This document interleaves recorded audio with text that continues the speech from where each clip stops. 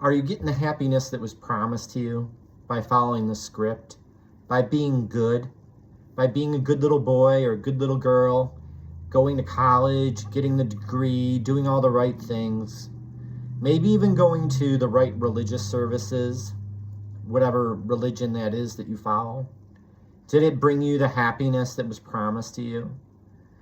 Spending more and more money trying to upgrade yourself, upgrade your lifestyle, is it really working? In 2 Timothy 3:2, it talks about, a time that's kind of like similar to now. And I think we're all feeling it. It says that people will be lovers of themselves, lovers of money, boastful, proud, abusive, disobedient to parents, ungrateful, and unholy.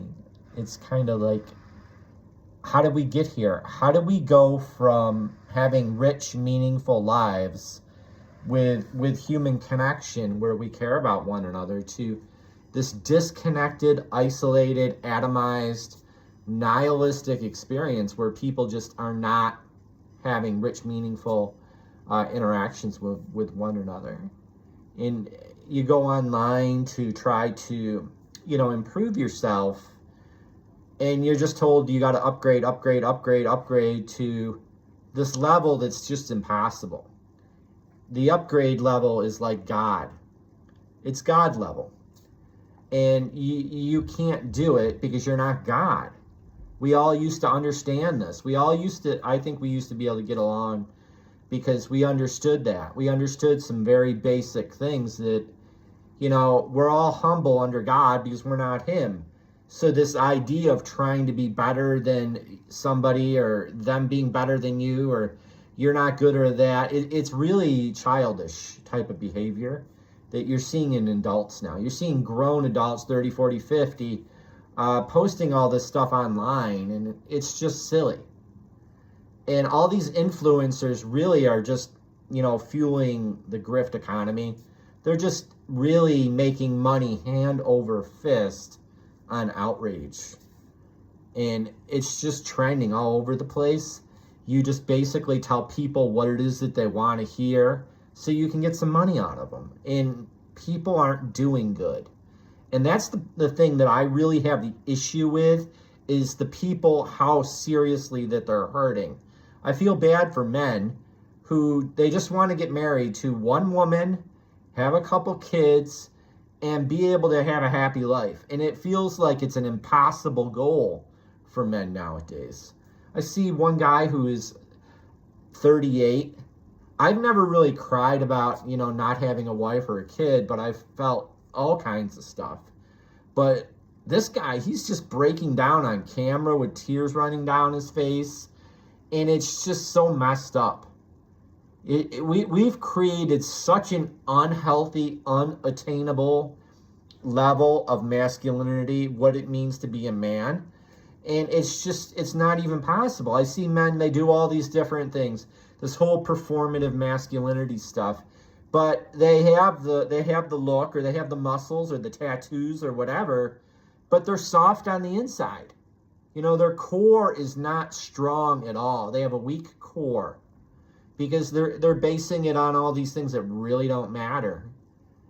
And what really matters is ultimate masculinity. If you read Genesis, it's like, in the beginning, God created the heavens and the earth was without form and void. And God said, let there be light, and there was. So God put order to things. He is the true masculinity is structure. It's order. It's discipline. It's not all this other stuff. All this other stuff is just like, you have little boys in men's bodies trying to perform. This performative masculinity. And there's a performative femininity, but I'm not going to talk about that right now. I'll talk about it later. But it's harmful. It's harmful to men. It's harmful to women. It's harmful to children, and society crumbles because men just don't know what it means to be a man anymore. You can have all the money and muscles and game and BS, But if you don't know how to be able to contain your own emotions and extend that containment to a woman to bring order the way God brings order, then it's no good. You know, we've all been lied to. We've all been told that we need to be the best man in the world. Like this whole red pill community, that's what it's all about. It's all about unhealthy power dynamics. Like the woman will always go for the man who has the most height or power or whatever. And I'm like, if that's all you're offering is 6 feet and muscles, yeah, then she's gonna bounce out for a guy that's $10 richer, $2 or $10 more or whatever. You know, she's gonna bounce. You don't have anything inside you that is worth having. You just have surface level crap. And it's like the idea that people are supposed to automatically know what they want. It doesn't work. You know, women don't know what they want. They have a whole checklist of stuff. They get the guy who's perfect on paper. Then they don't feel any spark. Then they go out with a whole bunch of guys. There's no masculine essence in these men. They're very tame. They're very docile. They were raised to basically be people pleasers. And if a woman can't feel who you are or feel your strength or your ability to bring calm to chaos, she is not wanting to mess with you at all. And it's like the whole Western Christianity is really super feminized, and like God the Father is de-emphasized. God the Father set the foundations of the earth, separates night from dark, separates water from land, brings order to situations, and is the absolute best definition of masculinity that you can possibly obtain. And that's like what our job is as men, is to know who God is, take on his attributes, have his nobility, have his character, be able to do hard things, and be able to extend that strength, that containment to others. That's what it means to be a man. Like I hear these men in these red pill communities, and they just talk crazy stuff sometimes. It's like they're talking about women need to be pure and the man can be a degenerate. That's stupid. You call yourself a Christian? Who did God put in charge? He put man in charge, right? And who did he give the rule to? Man. Right. He gave rules to man to be able to pass down to the women and to the children. So if you want rules, you want structure, you want boundaries, you want a society that is healthy and flourishing, you need rules. You need order, because God brings order to things and he brings structure to things. The Western church brings grifting. They have some songs and they have a nice talk, but you never are challenged to reflect on who God is. You're never put in a position where you have to self-reflect or grow or mature. That's kind of why things are so messed up. You see so many people are hypocritical Christians, is because they were never discipled. I see people who just pick up the Bible and read the Bible, and they're in a better place. They don't have all this weird, twisted up religion in their brain. You don't need that. You just need to know who God is. You need to read that Bible and you got to ask questions. What does this say about God? What are his characteristics and attributes?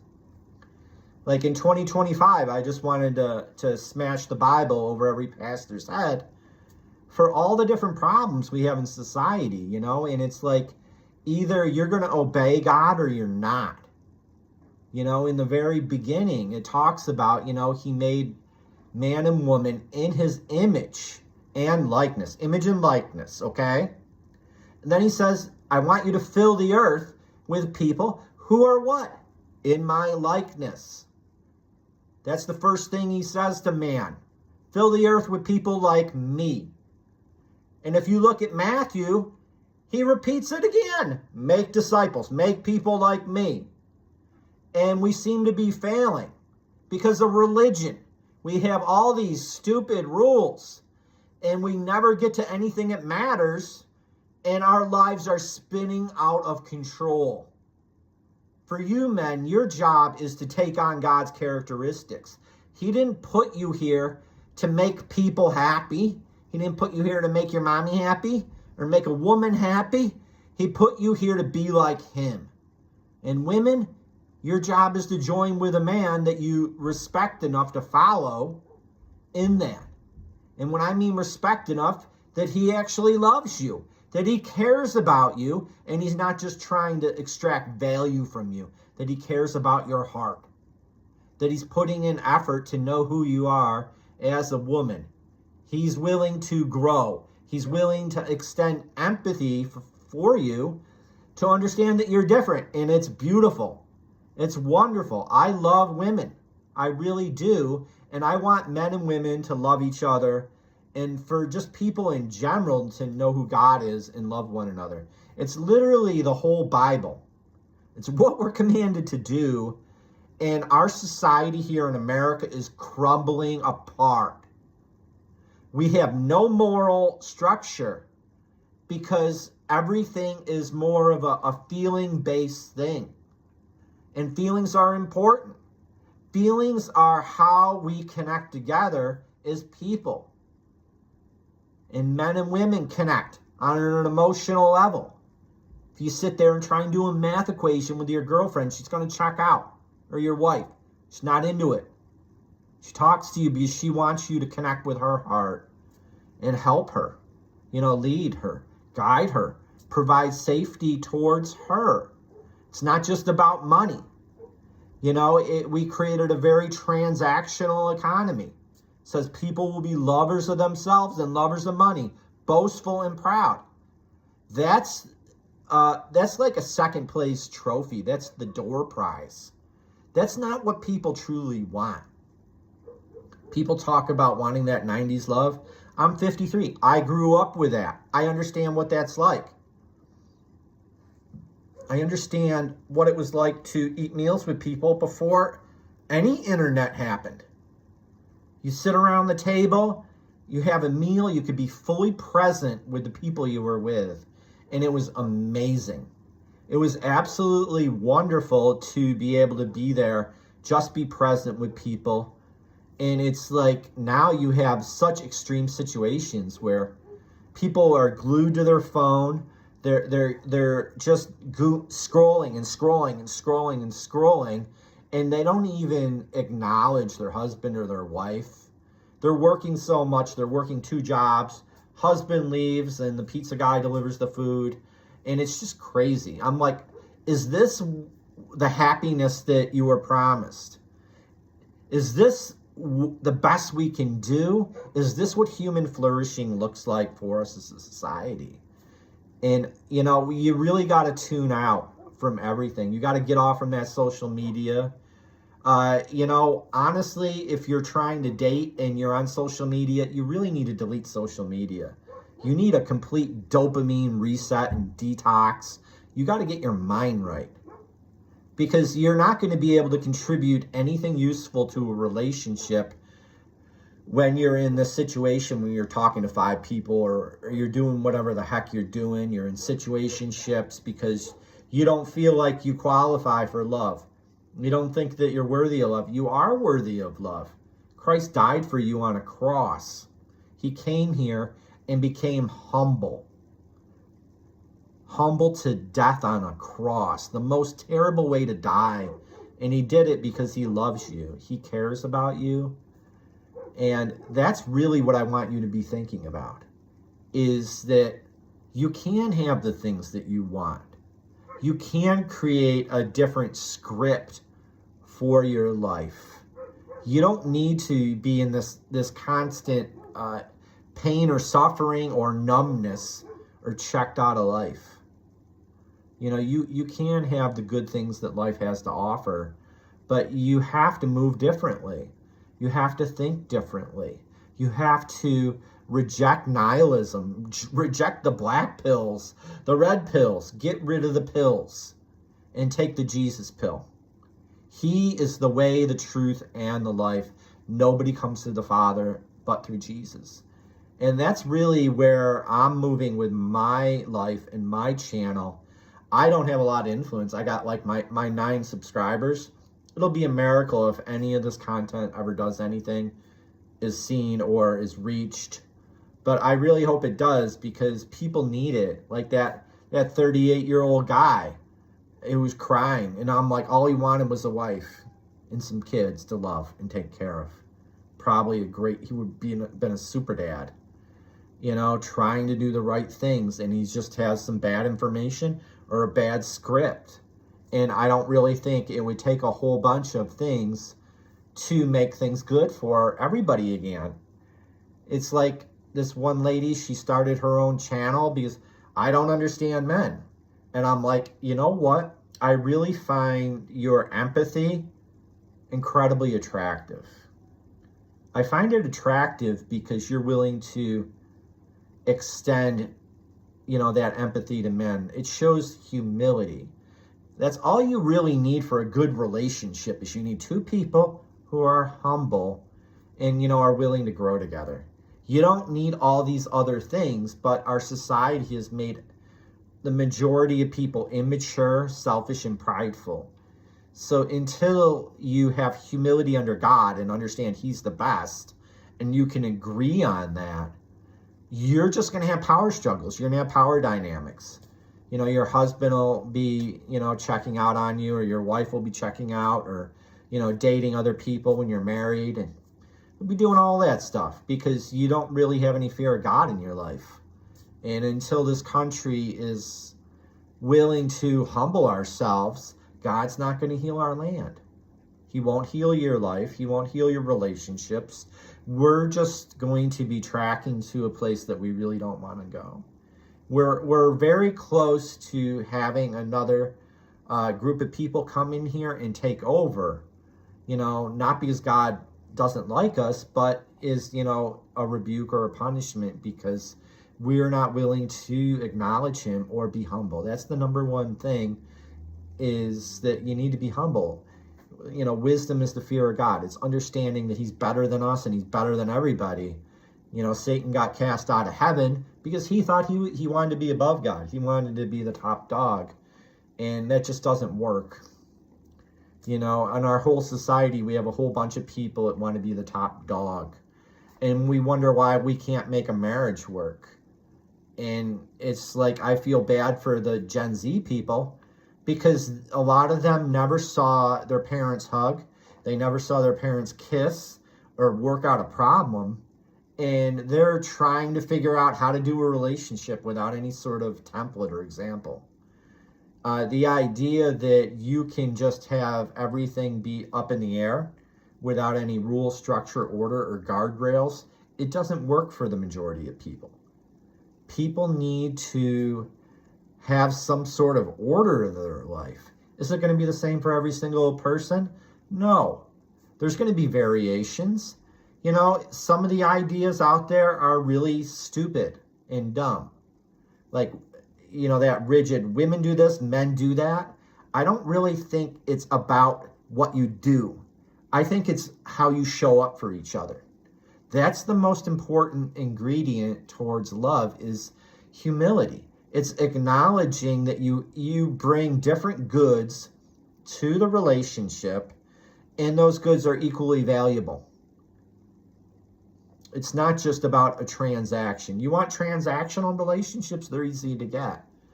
Who knows? Maybe they'll have start doing dating services that are purely transactional. Here's what you bring, here's what you got, and boom, and that's it. Might even be easier. It might be more pragmatic or practical. I don't judge anybody for wanting that. I don't judge anybody for doing a situationship and not going for a relationship or locking it down or anything like that, because, things are freaking hard and people are just trying to cope. Women might think that is their relationship script. It matches their fantasy. They end up in a situationship or whatever. And, they go from one to another, and it's like, before you know it, you're 40 or 50 or whatever with no kids. It's happening to a lot of people. Nobody's asking anybody questions about what is important, what is going to give you the maximum happiness, what is going to happy max you. Happy max. That's what we need to start doing. We need to happy maxing. And I think the way to find happiness is not through chasing it, it's through finding purpose and meaning. And for me, like, the best place to do that is God. Other people are going to have a different mission. I'm not telling you what to do or how to live your life. I'm just sharing some of my thoughts and experiences. Wishing you the best 2026 ever. Move away from Doomville, to the white pill.